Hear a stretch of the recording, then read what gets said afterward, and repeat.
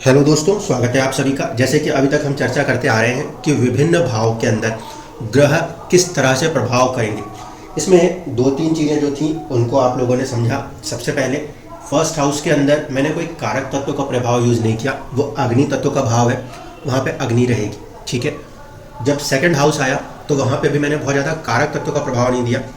चीज़ें material point of view से ज़्यादातर होती हैं, तो वहाँ पे लोगों को और लोगों के साथ रिश्तों को देखने की बात करी गई। यानी कि वहाँ पे हमने बात की जीव तत्व और निर्जीव तत्व में। तीसरा भाव आया। अब साहस और पराक्रम को मटीरियलिस्टिकली नहीं दिखाया जा सकता, इसीलिए वहाँ पे उसके तत्व की अहमियत है। इसी तरीके से आज हम चर्चा करेंगे चौथे भाव की। तो जब हम चौथे भाव की चर्चा करें, इसमें भी समझिएगा चौथा भाव जो है वह एक्चुअल में तीन अलग अलग चीज़ों के लिए देखा जा सकता है, लेकिन उसका जो मेन कारक प्लैनेट माना जाता है वो चंद्रमा है।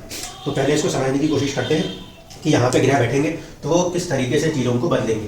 पहली कंडीशन जो ध्यान रखनी है कि चौथा भाव कुंडली के लिए वो आखिरी भाव है जिसके बाद आपके जीवन के अंदर आपकी फैमिली छूटेगी और आप आगे बढ़ जाओगे। इसलिए ये बात क्यों कह रहा हूँ इसको समझ लीजिए। देखिए, राशि चक्र के प्रभाव के हिसाब से पहले राशि, दूसरी राशि, तीसरी राशि और चौथी राशि, इनके जो तत्व हैं वो यहाँ पे आकर संपन्न हो जाएंगे, कंप्लीट हो जाएंगे।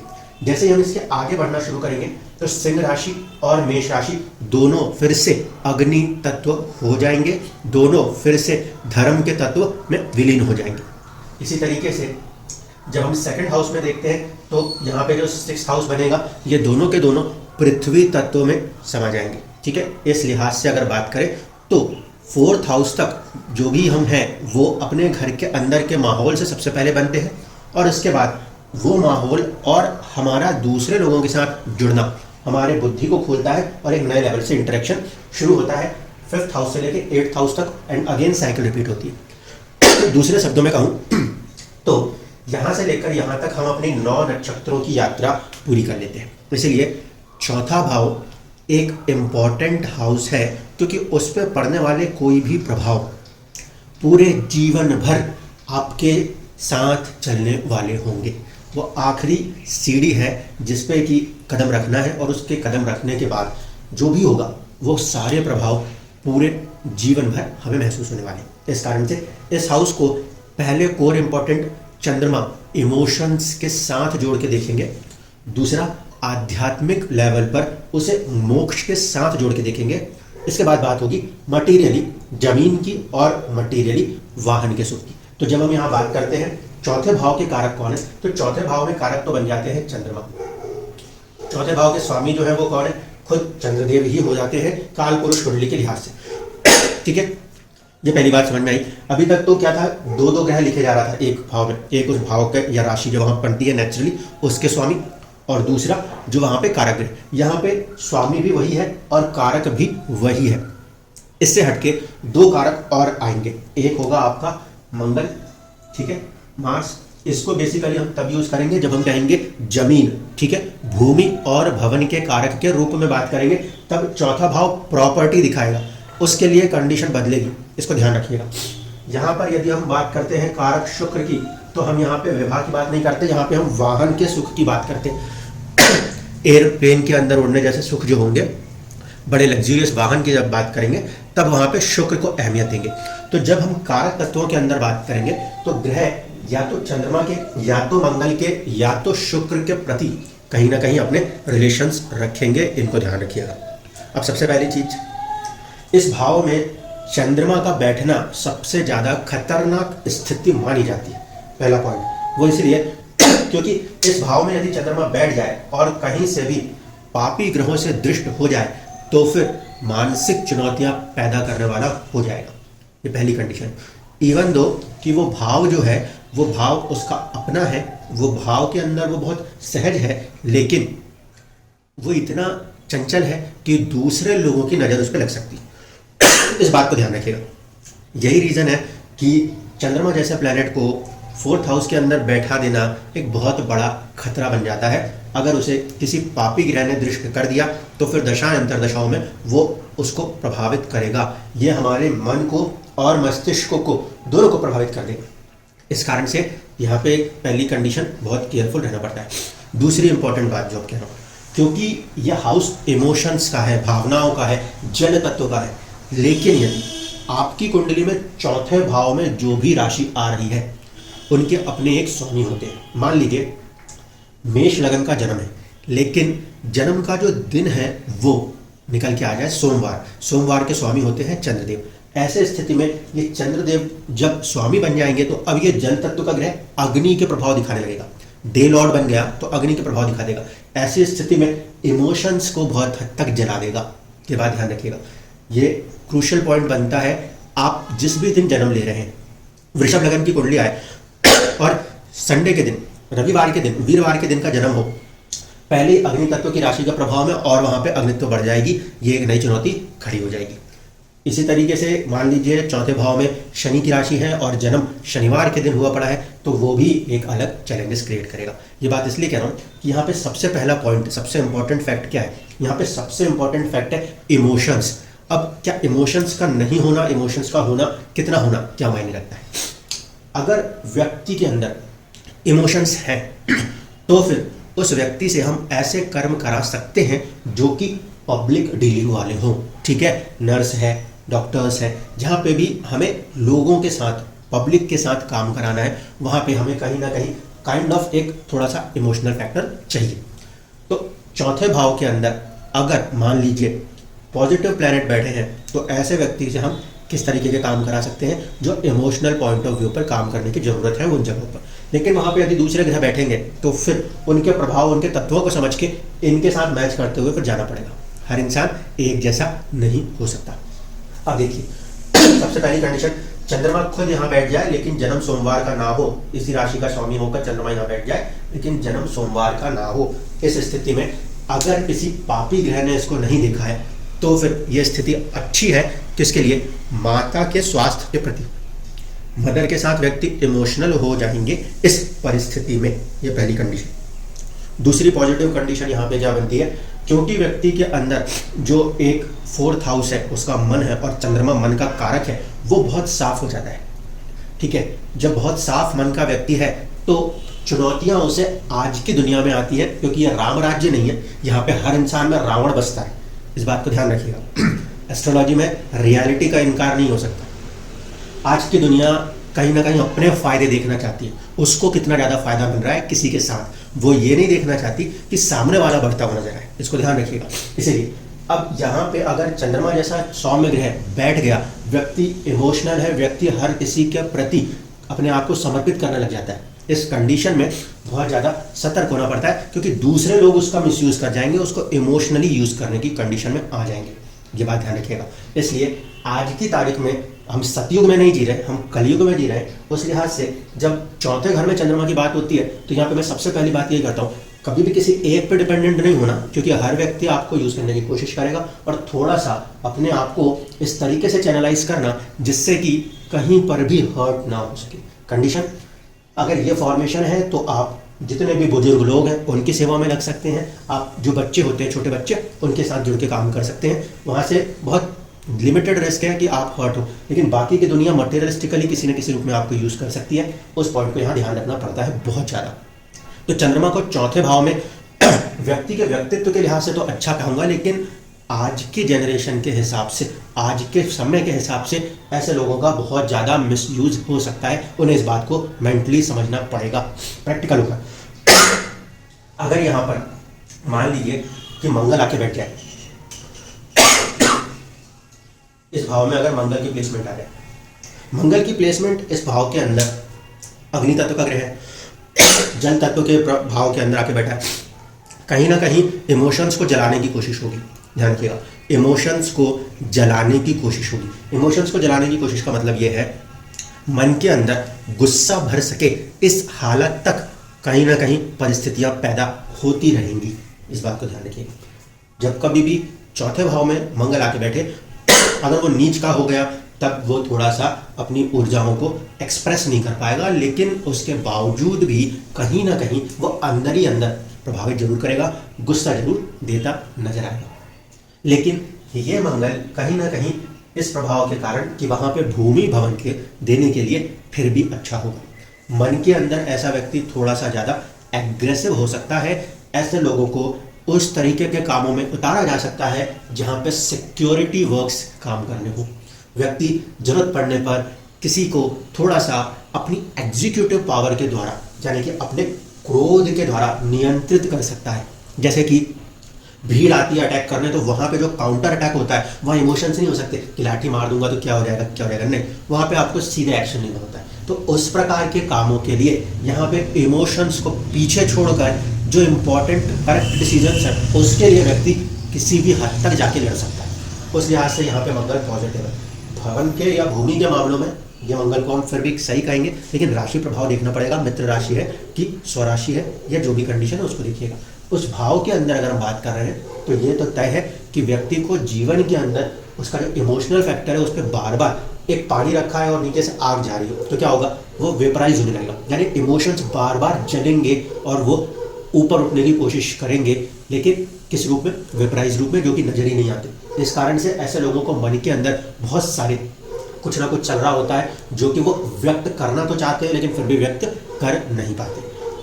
अगर यहाँ पे मान लीजिए मंगल की जगह सूर्य जैसे ग्रह आके लग जाए, सूर्य जो है वो भी अग्नि तत्व प्रधान ग्रह है, ठीक है। यहाँ पर जो चुनौती खड़ी होगी वो क्या, मंगल और सूर्य ये चंद्रमा को तो कुछ नेगेटिव नहीं मानते, वहाँ तक के लिए तो वो बहुत पॉजिटिव, लेकिन सूर्य जिस भाव में बैठेगा उसके अंदर का तेज उस भाव में चुनौती पैदा कर देगा। क्योंकि एक यहाँ पे मंगल हो चाहे सूर्य हो उसको दिशा बल प्राप्त नहीं हो, ये सबसे बड़ी बात है। इन दोनों ग्रहों को दिशा बल यहाँ मिलता है, यहाँ पे इन दोनों को दिशा बल नहीं प्राप्त होता। इस स्थिति में अगर सूर्य आपको कुंडली के 4th हाउस में दिख रहा है, मतलब कि व्यक्ति का जो जन्म है वो रात को हुआ है और तकरीबन 12 बजे के बाद हुआ है, जबकि उस समय उस परिस्थिति में वहाँ पर सूर्य मौजूद नहीं थे, रात था, अंधेरा था। उस कंडीशन में सूर्य का यहाँ बैठना व्यक्ति का अपना जो स्टेटस होता है, अपनी जो पर्सनैलिटी होता है, उसको लेकर थोड़ा सा एक भावुकपना दिखा देता है। अग्नि तत्व का ग्रह है और फिर जाके जल तत्व प्रभाव में बैठ जाता है। इस कारण से कहीं ना कहीं जो एक इमेज फॉर्मेशन होनी चाहिए उसको बनाने में बहुत ज़्यादा वक्त ले लेता है। दिशा बल नहीं होने का मतलब है कि वो उस तरफ उसको बहुत जल्दी अपॉर्चुनिटीज नहीं मिल पाती, चुनौतियों का सामना कई बार करना पड़ जाता है। ऐसी कंडीशन जैसे ये बन रही है, ऐसी सिचुएशनों में कई बार या तो एजुकेशन के अंदर प्रभाव पड़ता है या फिर व्यक्ति के मन के ऊपर उसके पिता के छाप बहुत ज़्यादा देखने को मिलती है, क्योंकि सूर्य पिता के कारक ग्रह भी होते हैं और वो व्यक्ति उनसे प्रभावित होकर जीवन में आगे बढ़ने की कई बार कोशिश कर सकता है। लेकिन फिर से बोल रहा हूँ, ये भी एक पृथकतावादी ग्रह है, मंगल भी एक पृथकतावादी ग्रह है। ऐसे में ये पॉजिटिवली नहीं कनेक्ट होने देगा, बल्कि ये उनके प्रति थोड़ा सा एक अलग रुख पैदा करके जीवन में आगे उन्नति करने का मौका देगा। इसलिए कह रहा हूँ डायरेक्शनल स्ट्रेंथ नहीं होने का मतलब है यहाँ पे उस तरीके का सुख नहीं है जिस तरीके के हम चाहते हैं, वो उसका अपोजिट फैक्टर जो है, जैसे हम कहते हैं लव की जगह कुछ लोगों को हेट क्रिएट कर देता है, तो यहाँ पे वैसे वाले प्रभाव है जो कि जीवन के अंदर व्यक्ति को ऊपर उठाने लग जाते हैं अगर सूर्य बैठे तो। कंडीशन फिर वही है, मंगल की ऊर्जा से ज़्यादा है सूर्य की ऊर्जा, तो वो जब चीज़ों को जलाएगा तो वो अंदर के फैक्टर्स को काफ़ी हद तक प्रभावित करने की क्षमता रखता है, यानी कि इमोशंस को पूरी तरीके से जला के ख़त्म कर सकता है। सूर्य के पास एक ही राशि है और वो भी अग्नि तत्व की, मंगल के पास एक राशि अग्नि की है, एक राशि जल की है, तो मंगल बैठा तो 50-50 था, सूर्य बैठा तो 100% इमोशंस को जलाने की काम होंगे ही होंगे। इसके बाद अगर बात करी जाए, चंद्रमा हमने देख लिया, मंगल हमने देख लिया, सूर्य हमने देख लिया, बुध को यहाँ पे बिठा दें। बुध बुद्धि का ग्रह है और ये है जल तत्व प्रभाव। दूसरी तरफ मैंने आपसे कहा ये वायु को नियंत्रित करने वाले ग्रह हैं। ऐसी कंडीशन में एक तरफ पानी है और आप मार रहे हैं हवा उसके अंदर, तो क्या आएगा, अब बुलबुले आएंगे। अब बुलबुले ना तो ऊपर जा सकते हैं ना नीचे जा सकते हैं, यानी उसी सतह के ऊपर चीज़ों में कुड़कुड़ होती रहेगी। आप बस इतना समझ लेना। तो जिस भी कुंडली के अंदर 4th हाउस में बुध जैसा ग्रह देखने को मिलता है तो वहाँ पे व्यक्ति के जो इमोशंस हैं उसमें सौम्यपन तो है, लेकिन वो उसको बहुत ज़्यादा एक्सप्रेस नहीं कर पाता, क्योंकि पानी है, पानी के अंदर आप हवा मार रहे हैं तो वो क्या होगा, पानी को सिर्फ बिखेर सकता है और इतना ज़्यादा प्रभाव नहीं है उसमें कि वो पूरी तरीके से उसको हटा ही दे। इस कारण से यहाँ पे जो भावनाएं पैदा होंगी, इमोशंस पैदा होंगे, उसके लिहाज से अगर मैं बात करूँ तो वो कहीं ना कहीं व्यक्ति को थोड़ा सा बेचैन रख सकते हैं, क्योंकि वो कम्युनिकेशन करना चाहेंगे, इमोशंस के साथ भी करना चाहेंगे, तब भी वहाँ पर उन्हें कहीं ना कहीं चुनौतियों का सामना करना पड़ेगा। हाँ, ये उन लोगों के लिए अच्छा है जो कि स्टैंड अप कॉमेडीज करते हैं। क्यों? क्योंकि यहाँ पे व्यक्ति इमोशंस को समझकर अपनी लर्निंग्स बना लेगा। मर्क्यूरी लर्निंग्स का प्लैनेट है, वो दूसरों की भावनाओं को समझकर अपनी इमोशंस को बना लेगा और अपने इमोशंस के द्वारा दूसरे की भावनाओं को समझते हुए उससे बहुत अच्छे से बातचीत कर लेगा, चीज़ों को टैकल कर लेगा। ये कंडीशन जरूर ये बुध प्रदान कर सकता है। वहाँ पर भी आपको थोड़ा सा राशि प्रभाव आवश्यक रूप से देखना पड़ेगा, मित्रवत है राशि में या फिर शत्रुवत है, उतना ध्यान रखना आवश्यक है। इसके बाद अगर हम बात करें, यहाँ पे अगर ये बैठा तो इसका प्रभाव कनेक्ट करता है किसके साथ? शुक्र के साथ। ऐसे लोगों को जिनके कुंडलियों में चौथे भाव में बुध बैठे हुए दिखाई दें, उन लोगों का बहुत ज़्यादा जो रुझान होगा ना दोस्तों, वो शुक्र यानी कि वाहन के प्रति होगा, खूबसूरती के प्रति होगा। उनके दिमाग के अंदर भी क्रिएटिविटीज़ की कमी नहीं होगी। राशि प्रभाव को जरूर ध्यान रखिएगा। लेकिन यही बुध अब मंगल को इतना सपोर्ट नहीं करता, तो जब हम जमीन जायदाद की बात करने लगेंगे वहाँ पर जाके उसका प्रभाव थोड़ा सा कम हो जाएगा, क्योंकि उसका लगाव मंगल के प्रति उतना ज़्यादा नहीं है जितना कि उसका शुक्र के प्रति लगाव है। तो ये कंडीशन यहाँ पे हमें देखने को मिलती है। बुध जो है वो वायु है जो ऊपर की ओर उठती है, इसीलिए जल के अंदर अगर वायु ऊपर की तरफ उठ रही है तो बुलबुले उठते हैं। और इसीलिए मैं कह रहा हूँ यहाँ पे इमोशनली व्यक्ति बहुत ज़्यादा अपने आप को एक्सप्रेस नहीं कर पाते, लेकिन अगर किसी तरीके से स्टैंड अप कॉमेडियन जैसी कंडीशंस में आ जाए तो ये बहुत अच्छा कर सकते हैं। प्रभाव यहाँ पे शुक्र के प्रति आगे बढ़ेगा। जब हमने सूर्य को बिठाया था तो वो मंगल के प्रति आगे बढ़ाता है। ऐसे लोगों के पास काफ़ी हद तक भूमि का, भवन का सुख देखने को मिल सकता है, वाहन के प्रति और कुछ हद तक अपने मैरिज लाइफ के प्रति वहाँ पे कुछ पीछे हो जाना पड़ता है जीवन के अंदर, क्योंकि जो भी ग्रह यहाँ बैठेगा उसका सीधा प्रभाव इस भाव के ऊपर आना लाजमी है। अगर यहाँ मंगल बैठा तो मैरिज लाइफ में एग्रेशन आ जाएगा, अगर यहाँ चंद्रमा बैठा तो पार्टनर के प्रति इमोशनल हो जाएंगे, अगर यहाँ बुध बैठा तो व्यक्ति अपने पार्टनर से अपने पूरा दिमाग लगा के बात करेगा। कम्युनिकेशन तो इस तरीके से होगा कि आप समझ जाओ पॉलिटिक्स खेल दी गई हो। इसके बाद अगर हम यहाँ पे बात करें शनि जैसे ग्रह की, अब शनि जैसे ग्रह क्या है? शनि का जो तत्व है वो कहीं ना कहीं वायु तत्व है, लेकिन यहाँ पे जो वायु है ये नीचे की तरफ जाती है, ठीक है। बॉडी में क्लीनिंग करने के लिए शनि का जो तत्व है, वायु तत्व, वो नीचे की तरफ देता है चीज़ों को। जल है, जल के अंदर ऊपर से यदि हम कहीं पे हवा मार रहे हैं, फूंक रहे हैं, तो ऐसे गोले बनने लग जाएंगे पानी के ऊपर, ठीक है। तो यहाँ पे कंडीशन क्या है? यहाँ पे जब कभी भी शनि चौथे भाव में दिखेगा, ठीक है, वहाँ पर जीवन के अंदर इमोशनली व्यक्ति ट्रैप होकर रहेगा। गोले गोले, सर्कल सर्कल, कर्ल्स बनते रहेंगे, ठीक है। इस कारण से शनि का चौथे भाव में बैठना इमोशनल साइड से देखा जाए तो अच्छा नहीं कहा जा सकता। दूसरा, उसमें कारक तत्व ही दुख का आ गया है। इस कारण से यदि यहाँ पर शनि बैठा तो मन के अंदर किसी न किसी बात का दुख लगा रहना लाजमी। वो शनि उच्च हो गया तो और ज़्यादा दुखी, अगर वो शनि उच्च ना हुआ तो दुख की मात्रा थोड़ी थोड़ी कम हो जाएगी। इस बात को ध्यान रखिएगा। इस कारण से अगर शनि चौथे घर में बैठ गया तो वो एक तो सेपरेटिस्ट प्लैनेट है और दूसरा बहुत ज़्यादा कर्मठ ग्रह है। इन लोगों के अंदर इमोशंस की अगर हम बात करें तो वो बहुत हद तक दब जाएगा। पहली कंडीशन क्यों? क्योंकि पानी में ऊपर से अगर हवा का प्रेशर दिया जाए और वो भी शनि जैसे ग्रह जो कि एक बलवान ग्रह है उसके द्वारा दिया जाए तो नीचे की चीज़ें दब जाएंगी। यानी ऐसे लोग अपने इमोशंस को बाहर लाने की भी कोशिश करें तो परिस्थितियाँ उनके इमोशंस को बाहर आने नहीं देती, पहली कंडीशन। दूसरी कंडीशन, यहाँ पे यदि शनि बैठेगा तो ये शनि मंगल के साथ कोई शत्रु प्रभाव नहीं दिखाएगा। क्यों? क्योंकि शनि साम्राज्य को देने में एक माहिर प्लैनेट है, साम्राज्य को देने में एक माहिर ग्रह है शनि। ऐसे स्थिति में इन लोगों का कहीं ना कहीं जमीन जायदाद और वाहन दोनों के प्रति एक अच्छा खासा सुख देखने को मिल जाया करता है। अगर आप ध्यान से देखेंगे तो टाटा जी की कुंडली में शनि इस भाव में बैठा है। जब शनि इस भाव में बैठा है तो यहाँ पे क्या होगा? यहाँ पे इमोशंस थोड़े से दबेंगे, लेकिन पॉजिटिवली यूटिलाइज होनी पड़ती है कुंडलियों में। तो कैसे होता है? अब ये मन के लिए, चंद्रमा के लिए, माता के लिए तो अच्छा ग्रह नहीं हो सका, लेकिन ये सेवक के लिए, काम करने वाले वर्कर्स के लिए ये बहुत अच्छा ग्रह हो जाएगा। और इसी को 12 नंबर की राशि वहाँ पे प्राप्त हुई थी जो कि गुरु की राशि थी, जो कि पॉजिटिविटी का प्लैनेट है। उस प्लैनेट ने किसके साथ कर्म कराया? वर्कर्स के साथ कर्म कराया। शनि क्या है? सेवक है, उसके साथ कर्म कराया। तो देखिए, इवन दो कि प्लैनेट की पोजीशन खराब है, लेकिन प्लैनेट की पोजीशन इमोशन वाली चीज़ों के लिए खराब है। व्यक्ति जीवन में अकेला रहता है, ठीक है, नो डाउट, लेकिन काम को अगर देखें तो किसके प्रति वो इमोशन ज़्यादा अच्छा काम कर सकता है, उस ग्रह से समझ लीजिएगा। यहाँ पे क्योंकि सेवक है तो वर्कर्स के साथ ऐसे लोग बहुत अच्छा काम कर सकते हैं। ठेकेदार बना दीजिए ऐसे लोगों को, ये दूसरों को अपने अंडर में रख के बहुत अच्छे से काम कर पाएंगे। तो वो फॉर्मेशन में ये कंडीशन अच्छी है, लेकिन सेल्फ इमोशंस की अगर बात करें तो बहुत ज़्यादा चुनौतियां हैं। अंदर जो फैमिली लाइफ है उसमें चुनौतियां हैं। जब ये फॉर्मेशन दिखाई देता है, अगर ये मान लीजिए 10 या 11 नंबर की राशि में नहीं है, तब शनि अपनी राशि में नहीं है लेकिन चौथे भाव में बैठा है, तब जीवन के अंदर व्यक्ति में ऐसा कुछ ना कुछ पीछे से चला आ रहा है जो उसे दुखों के साथ आगे बढ़ा रहा है। ठीक है, यह फॉर्मेशन यहाँ पे क्रिएट होता है। जमीन जायदाद और आपके वाहन सुख के लिए तो अच्छा है, लेकिन व्यक्ति के अंदर जो इमोशनल पार्ट है उसके लिए इसे बहुत अच्छा नहीं कह सकते। अब बात करें यहाँ पर, अगर मान लीजिए शुक्र बैठेंगे तो ये भाव की स्थिति डामाडोल हो जाया करती है। इस बात को ध्यान रखिएगा। शुक्र जैसे ग्रह का चौथे भाव में बैठना कहीं ना कहीं जीवन की स्थितियों को डामाडोल कर देता है। ये अच्छा भी होता है, ये बुरा भी होता है। क्यों?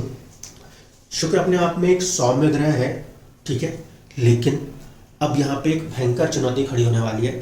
वो ये कि ये राशि जब हम देख रहे हैं चौथे भाव के अंदर, ये 4 नंबर की राशि नेचुरली आती है। 4 नंबर की राशि जो है वो एक प्रकार से राजसिक राशि है, लेकिन फेमिनिन एनर्जी की राजसिक राशि है।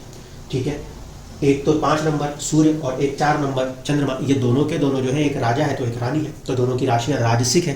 राजसिक होने के साथ साथ दोनों बहुत ही सात्विक भी हैं। सात्विक उसके अंदर जाके बैठा है शुक्र।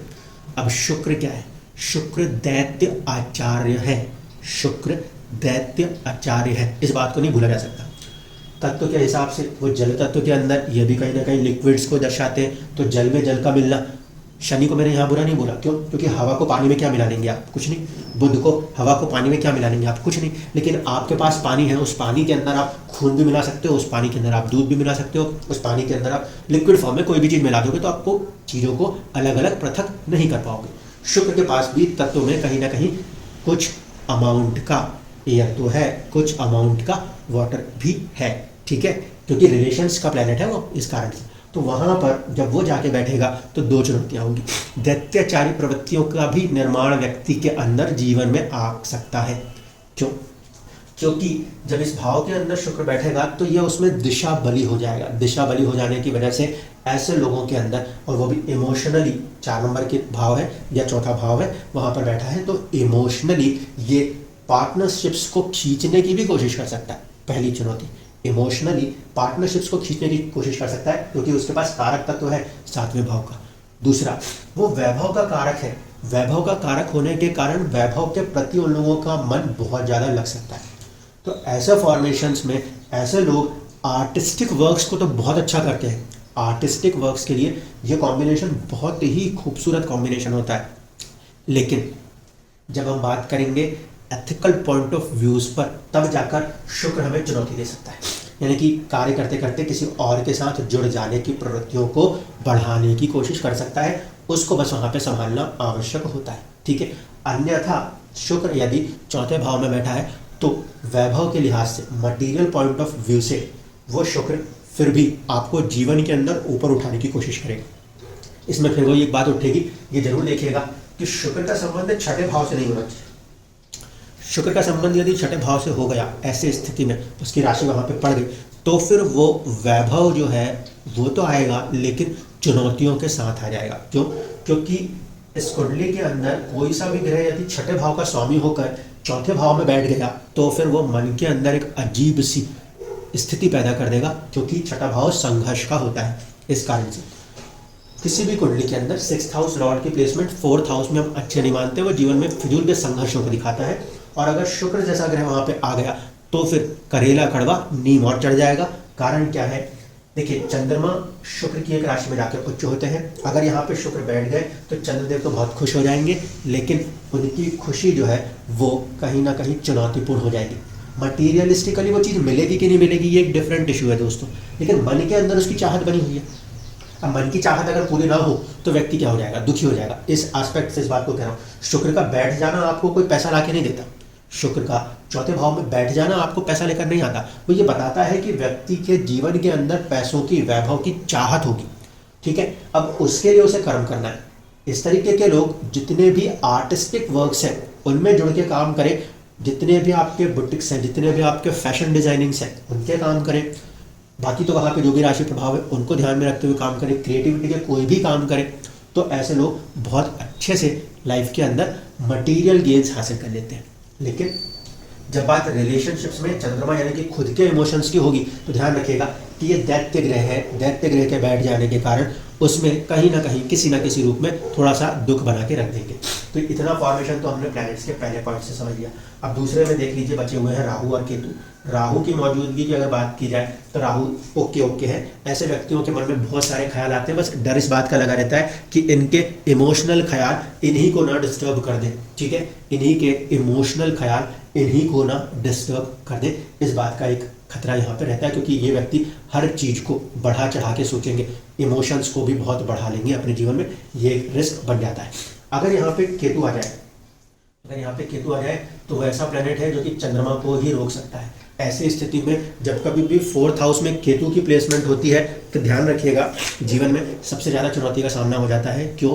क्योंकि वो ग्रह वहाँ पे सबसे ज़्यादा अग्नि रखता है और इमोशंस को इस कदर जलाता है, इमोशंस को इस कदर जलाता है कि व्यक्ति अपने आप में सीधे सीधे किस तरफ बढ़ने की कोशिश करता है, एकांतवास में, जिसका दूसरा नाम हम कहते हैं स्पिरिचुअल लाइफ की तरफ खिंच जाता है। इसलिए अगर 4th हाउस के अंदर केतु की मौजूदगी है तो वहाँ पे व्यक्ति को बैलेंस रखने के लिए, केतु अगर बहुत ज़्यादा पावरफुल हो गया तो ऐसा व्यक्ति घर बार छोड़ के कहीं ना कहीं अपना एस्ट्रोलॉजी है, स्पिरिचुअल वर्ल्ड्स हैं, उनकी तरफ खिंचाव दिखाने लग जाते हैं। ये वाली चीज़ों को हमें सबसे ज़्यादा ध्यान देना पड़ता है। इमोशंस की जब हम बात करेंगे तो यहाँ पे इमोशंस एक्सप्रेस कर पाना व्यक्ति के लिए और भी ज़्यादा मुश्किल हो जाता है। और इसको भी ध्यान रखना पड़ेगा कि केंद्रीय प्रभाव से यहाँ पे बैठा हुआ ग्रह कहीं ना कहीं सप्तम को भी प्रभावित करता है। ऐसे लोग साझेदारियों को या ऐसे लोग वैवाहिक जीवन के अंदर भी चीज़ों को आगे लेके चलना जाए तो वहाँ भी उन्हें चुनौतियों का सामना बहुत हद तक करना पड़ जाता है। इस कारण से केतु जैसे प्लैनेट का 4th हाउस में प्लेसमेंट मेरे हिसाब से बहुत अच्छा नहीं है। लेकिन अब इसका दूसरा एंगल देखिएगा, आखिरी एंगल जो है था वो था मोक्ष त्रिकोण। तो मोक्ष त्रिकोण के हिसाब से चौथा भाव पहला मोक्ष त्रिकोण का भाव है और अगर वहाँ पे केतु जाके बैठा हुआ है तो व्यक्ति जो है वो कहीं ना कहीं डिटैच होता जाता है मटीरियलिस्टिकली इस दुनिया से। शुक्र को ये पहले काउंटर करेगा, मंगल को काउंटर करेगा। अगर कोई दूसरा प्लैनेट नहीं बैठा इसको संभालने के लिए तो प्रॉब्लम हो जाएगी। दूसरा, यहाँ से फिर नेक्स्ट फॉर्मेशन जो है 8 और 12 का है। 8 और 12 के जो फॉर्मेशन हैं वो भी जीवन के अंदर कहीं ना कहीं मोक्ष के भाव है। तो जब चौथे भाव पे कोई भी ग्रह बैठेगा उसका एक प्रभाव 8 और 12 पे पड़ेगा। केतु यदि यहाँ बैठ गया तो उसमें क्या है कि उसका दृष्टि प्रभाव भी वही काम कर देगा, एक एस्पेक्ट इसको भी हिट मार देगा, एक एस्पेक्ट इसको भी हिट मार देगा। इसलिए बहुत ज़्यादा ऐसे लोग मोक्ष की तरफ खिंच जाएंगे या खिंचे नहीं तो फिर धकेल दिए जाएंगे। यह फॉर्मेशन ज़्यादा रिस्क टेकिंग हो जाता है।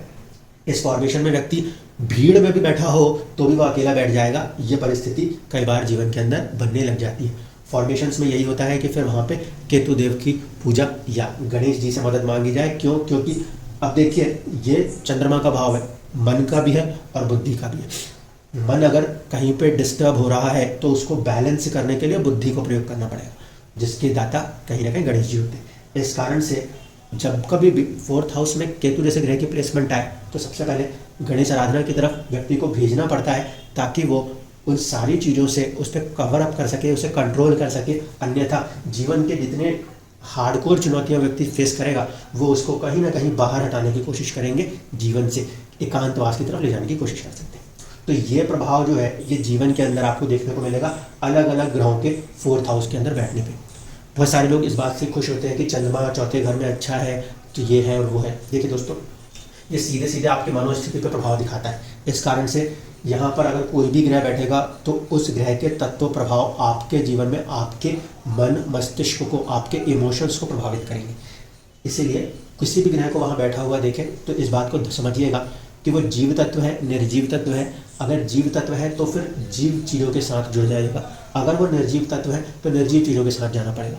राशि के अपने अपने प्रभाव होते हैं, उनको भी साथ साथ देखना पड़ेगा। नहीं तो यहाँ पर कहने के लिए चंद्रमा बहुत अच्छा है, लेकिन अगर वो प्रभावित हो गया तो फिर व्यक्ति को डिप्रेशन तक के फेज में ले जाएगा, क्योंकि वो लोगों के ऊपर बहुत ज़्यादा ट्रस्ट कर लेगा और ट्रस्ट ब्रेक बार बार होगा तो वो व्यक्ति को अंदर ही अंदर तोड़ सकता है।